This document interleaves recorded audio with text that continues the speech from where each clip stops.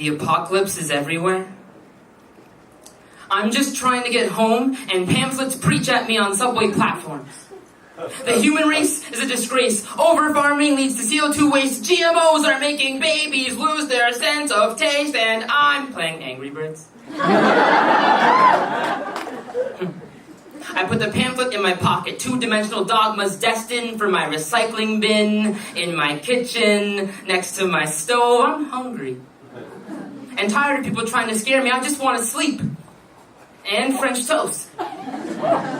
But as I pick eggshells out of the milky mix, my mind begins to wander, and I see a polar bear who will never appear on the Discovery Channel, treading seawater, swallowing seawater. Unlike these eggshells, it drowns. It was really hot last week. Hot enough to keep the stove off. Hot enough to ruin the stunning photo of a glacier that National Geographic posted on Instagram. But I put the stove on anyways, and I like the picture with the double tap of a sweaty finger. I hear the sizzle of the pan.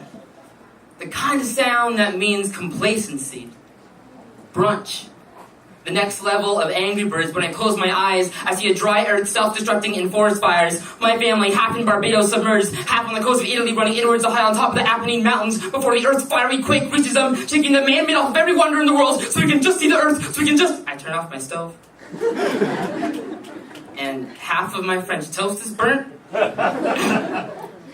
I sit down and drown it in maple syrup to make it taste good, to make it bearable, to make it something I can feel okay about, because I don't want the planet to die, I want the planet to outlive me. So at open mics, instead of printing, I read off my phone to save trees.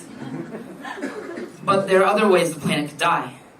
If technology comes to life, then Angry Birds will rise against us, knocking down all civilizations into the zombie apocalypse. I've only seen one episode of The Walking Dead. If North Korea decides to strike the United States despite current peace talks because one giant chicken full of hot air, one huge orange Angry Bird, can't keep himself from tweeting.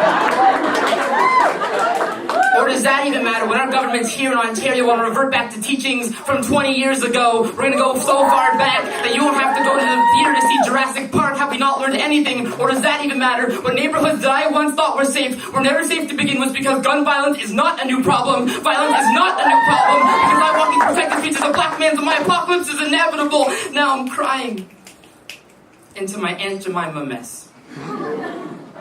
And my roommate walks in holding the same pamphlet but folded into a paper swan. A paper swan.